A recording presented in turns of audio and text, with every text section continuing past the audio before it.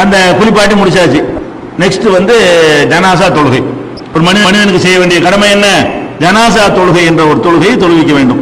இந்த ஜனாசா தொழுகையை பொறுத்த வரைக்கும் யார் யாருக்கு தொழுவலாம், யார் யாருக்கு தொழுவிக்க கூடாது என்பதை ஃபர்ஸ்ட் நம்ம விளங்கிக்கிறோம். ஜனாசா தொழுகை என்பது யார் யாருக்கு தொழுவது, முஸ்லீமுக்கு தான் தொழுவிக்கணுங்கிறதுல மாற்று கருத்து கிடையாது. ஏன்? அல்லாஹ் ரப்பல் ஆலமீன் தெளிவாகவே அல்லாஹ்வுக்கு இணை கற்பிக்கிறவர்களுக்கு பாவ மன்னிப்பு கிடையாது. மாகாணலின் நபி வல்லதீன ஆமனு யஸ்தக்ஃபிருலில் முஷ்ரிக்கீன வலவ் கானு உலி குர்பா.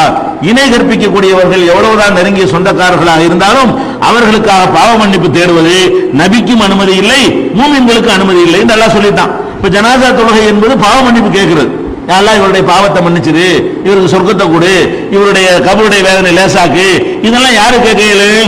யாரு ஏக இறைவனை நம்பியவர்களாக மரணிக்கிறார்களோ அவங்களுக்கு தான் கேட்கலும். பாவிகளா இருக்கலாம், தப்புகள் செஞ்சிருக்கலாம், ஆனால் எது இருந்தாவனு அல்லாஹ் ஒருத்தன் தான் வணக்கத்துக்குரியவன் நம்பி இருக்க வேண்டும். முகமது ஸல்லல்லாஹு அலைஹி வஸல்லம் அல்லாஹ்வுடைய தூதரை நம்பி இருக்க வேண்டும், மறுமையை நம்பி இருக்க வேண்டும். இப்படிப்பட்டவர்களுக்கு தான் பாவ மன்னிப்பு கேட்க வேண்டும் என்று துன்யாவை கேட்கலாம். நம்ம இஸ்லாத்தை ஏற்றுக்கொள்ளாதவர்களுக்கு இந்த துன்யாவுடைய நலன்களை கேட்கலாம். நமக்கு தெரிஞ்ச ஒரு நண்பர் இருக்கிறாரு, அவர் உலகத்தில் கஷ்டப்படுறாரு, நம்ம கடனாளியா இருக்கிறாரு, நமக்கு எல்லாம் அவர் கடனை போக்கு, அவருக்கு செல்வத்தை கொடு, ஹிதாயத்தை கொடுன்னு கேட்கலாம். எல்லாம் அவருக்கு நேர்வழியை காட்டு, அவருக்கு சரியான மார்க்கத்தை புரிய வை, அது கேட்கலாம். அதே மாதிரி துன்யாவுடைய பாக்கியங்களுக்காக என்ன செய்யலாம், அவருக்கு நம்மளும் துன்யாவில் நம்ம எப்படி அவருக்கு உதவி செய்யலாமோ அதே மாதிரி அல்லாஹ்வையும் உதவி செய்யுமாறு கேட்கலாம். எது கேட்க முடியாது? அல்லாஹ் வந்து எதை மன்னிக்க மாட்டேன்னு சொல்றானோ அந்த மன்னிப்பு கேட்க இயலாது. அவருக்கு மன்னிப்பு இல்லை. அல்லாஹ்வை நம்பாமல் மரணித்து விட்டாரையானால், ஒரு இறைவன் என்பதை நம்பாமல் மரணித்து விட்டாரையானால் அவருக்கு என்ன இல்லை, மன்னிப்பே கிடையாது. யாரும் கேட்கல. நபிகள் நாயகம் ஸல்லல்லாஹு அலைஹி வஸல்லம் அபூ தாலிபுக்காக வேண்டி கவலையிட்ட பொழுது கூட அவங்க அல்லாஹ் வந்து அதை கண்டிச்சு விட்டான். இப்ராஹிம் நபி அவங்க தகப்பனாருக்காக வேண்டி பாவ மன்னிப்பு தேடுறேன்னு வாக்களிச்சு கடைசியில் என்ன வாக்களிச்சு மன்னிப்பு கேட்டு விட்டாரு.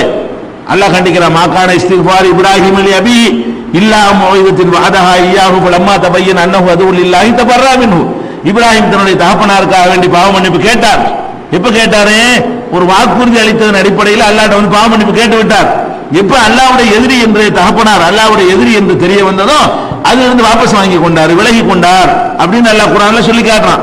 அப்ப இப்ராஹிம் நபிக்கு பெத்த தகப்பனாருக்காக வேண்டி பாவ மன்னிப்பு கேட்க கூடாது என்று இருந்தால் ஃபர்ஸ்ட் விளங்கிக் கொள்ள வேண்டியது, முஸ்லிமாக ஏகத்துவ கொள்கையை ஏற்காத யாரா இருந்தாலும் சரி அவங்களுடைய இதுல போய் கலந்து கொண்டு அல்லாஹ் இவருக்கு சொர்க்கத்தை கொடு, எதை கொடுக்க மாட்டேன்னு நல்லா டிக்ளேர் பண்ணான்னு அதை கொடுன்னு கேட்கல. எதை கொடுப்பேன்னு அல்லாஹ் முடிவெடுத்து வச்சுக்கிறான் அதுதான் கேட்க முடியும். அவன்கிட்ட இது எனக்கு தர மாட்டேன்னு அவன் டிக்ளேர் பண்ணாலும் போய் கேட்டா அவனுக்கு கோவம் வரும்.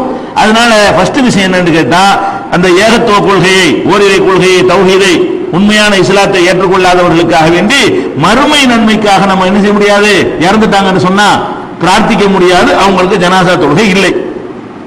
இன்னும் சொல்ல போனா இது அப்துல்லாஹ் இப்னு உபை ரசூல் ஸல்லல்லாஹு அலைஹி வஸல்லம் காலத்துல முனாஃபிக்குகள் ஒரு கூட்டம் இருந்தாங்க.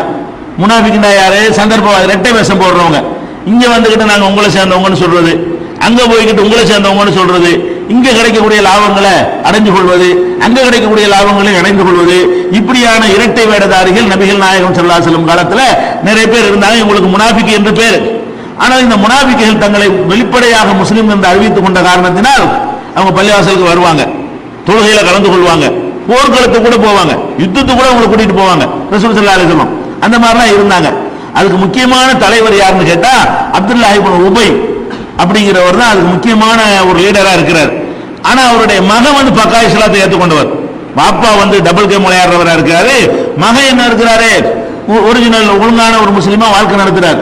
தகப்பனார் இறந்துட்டாருன்னு அவர் வந்து ரசூலுல்லாஹ்ட்ட வந்து கெஞ்சிறார், அல்லாஹ்வுடைய தூதரே என் தகப்பனார் இறந்துட்டாங்க. ஆனா முனாஃபிக் என்பது நமக்கு கண்டுபிடிக்க இயலாதுங்க. அல்லாஹ்வுடைய ரசூல்ங்கிற முறையில சிலரை பத்தி எல்லாம் அறிவிச்சு கொடுத்தான். அதனால அது அவங்களுக்கு தெரிஞ்சிருக்கிறது. நம்ம ஒருத்தர் போய் முனாஃபிக் சொல்ல முடியுமா? உள்ளத்தில் உள்ளது நமக்கு அறிய முடியாது. யார் முனாஃபிக் யார் முனாஃபிக் வெளிப்படையா நமக்கு தெரிஞ்சாதான் முடிவெடுக்க முடியும். அப்ப அந்த மகனார் வந்து கேட்டதுக்காக வேண்டி ரசூல் ஸல்லல்லாஹு அலைஹி வஸல்லம் போய் அவருக்கு ஜனாஸா தொழுக போறாங்க. உமர் ரலியல்லாஹு வந்து யாருக்கு போய் தொழுவுறிய, இவனுக்கா உலகறிய நல்லா தெரியுது டபுள் கேம் விளையாடுறாருன்னு சொல்லி இவர் தான் எல்லாத்துக்கும் சூத்திரதாரி, இவருக்கு போய் நீங்க தொழுவிப்பீங்களா அப்படின்னு சொல்லி ரசூல் ஸல்லல்லாஹு அலைஹி வஸல்லம் அவங்களை பிடிச்சி ரொம்ப மறுக்கிறாங்க, உமர் ரலியல்லாஹு ஆட்சேபனை பண்றாங்க. அப்ப அல்லாஹ் இன்னும் சொல்றான், இஸ்தக்ஃபிர் லஹும் அவ் லா தஸ்தக்ஃபிர் லஹும் இன் தஸ்தக்ஃபிர் லஹும் 70 மர்ரா ஃபல யக்ஃபிர் அல்லாஹு அலைஹி. நீங்க அவருக்கு மன்னிப்பு தேடுங்க, மன்னிப்பு தேடாம போங்க, 70 தடவை மன்னிப்பு கேட்டாலும் அல்லாஹ் மன்னிக்க மாட்டாங்களாம், அவனுக்கு போய் நீங்க தொழுகைக்கு போறீங்களா என்றெல்லாம் கடுமையாக உமர் ரலியல்லாஹு அன்ஹு மறுக்கிறாங்க.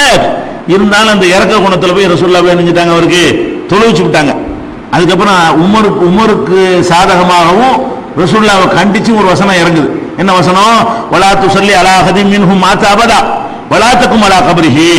அவர்களிலே யார் 2 வேஷம் போட்டு நடித்தார்களோ அவர்களில் யாருக்கும் நீ தொழுகை நடத்தக்கூடாது, இனிமேல் அவருடைய கபர்ல கூட போய் நிக்க கூடாது என்று அல்லாஹ் கடுமையான ஒரு வசனத்தை அருளுகிறான். இது புகாரியில் 1269வது ஹதீஸாக பதிவு செய்யப்பட்டிருக்கிறது. அப்ப இது ஏற்கனவே ரசூலுல்லாஹ் செஞ்சதை கூட அல்லாஹ் நினைச்சான் இதுதான் கடைசியா இருக்கணும், இனிமேல் இந்த மாதிரி வேலை வச்சுக்கிற கூடாதுன்னு சொல்லி மறுத்துட்டான். அதனால நம்ம ஏக இறைவனை நம்பாத யாருக்காக வேண்டியும் ஜனாசா தொழுகை தொழக்கூடாது. இது ஒரு விஷயத்தை விளங்கிக் கொள்ள வேண்டும்.